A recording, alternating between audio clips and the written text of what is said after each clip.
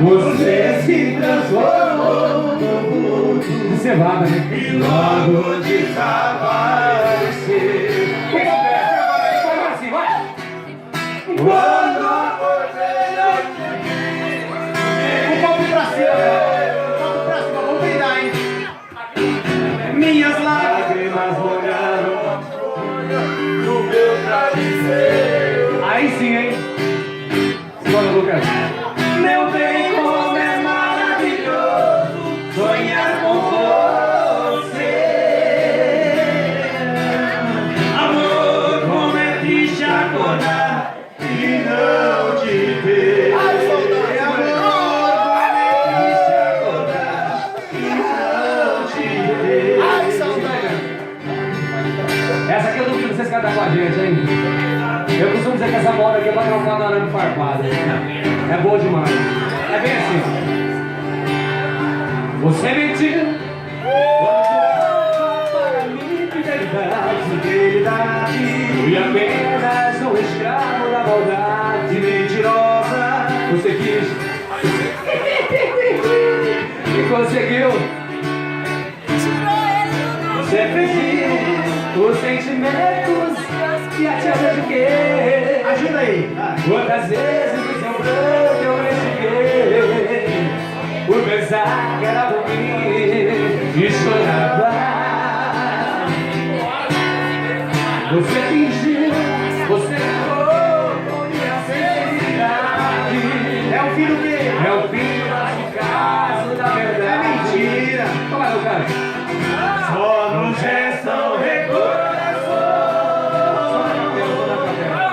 Não toque em mim. Hoje descobri que você não é nada. Não podemos seguir juntos nessa estrada.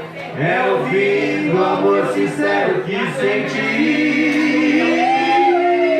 Vocês mais fazer amor pra te ferir sem sentir nada. Enquanto eu amava, você me enganava. Miserável. De igual pra igual, quem sabe a gente pode ser feliz. Ser feliz. A minha vida não quer adorar todos os meus beijos. Pode ir aos meus braços, suplico, chorando em nome do amor.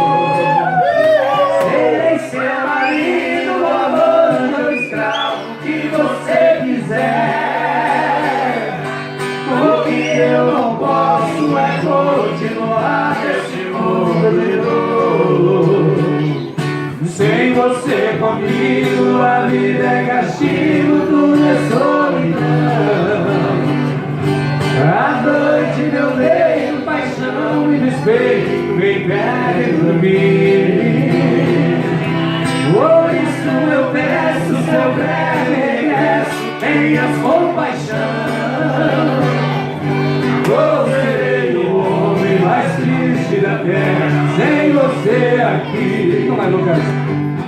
Minha pobre vida já não tem sentido.